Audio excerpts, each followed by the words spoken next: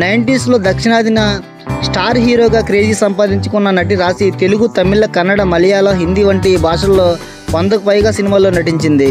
ఇక రాశి అసలు పేరు రవలి, కానీ వెండితెరకు విజయలక్ష్మిగా ఇంట్రడ్యూస్ అయ్యారు. ఈమె 10వ తరగతి వరకు చదువుకుని హీరోయిన్గా మారిన తర్వాత BA లిటరేచర్ చేశారు. రాశి మొట్టమొదటిసారిగా చైల్డ్ ఆర్టిస్ట్గా రావు గారి ఇల్లు, బాలగోపాలుడు, చెట్టు కింద ఫ్లేడర్, ఆదిత్య 369, పల్నాటి పౌరుషం సినిమాల్లో యాక్ట్ చేశారు. ఇటీవల కాలంలో పలు ఇంటర్వ్యూలు ఇస్తూ వస్తున్న రాశి తన కెరియర్లో ఇలా అవడానికి ఓ సినిమా కారణమని చెప్పుకొచ్చారు. ఇంతకీ ఏంటా మూవీ అనుకుంటున్నారా? సూపర్ స్టార్ మహేష్ బాబు నటించిన నిజం.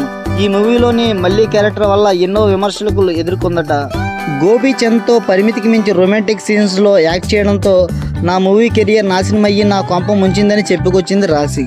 రాశికి మూవీ ఛాన్సులు తగ్గడంతో 2005లో శ్రీముని అనే వ్యక్తిని మ్యారేజ్ చేసుకుంది. పెళ్లి పిల్లలతో వైవాహిక జీవితం గడుపుతున్న రాశి మూవీస్కి ఫుల్ స్టాప్ పెట్టేశారు. Thanks for watching. Please subscribe.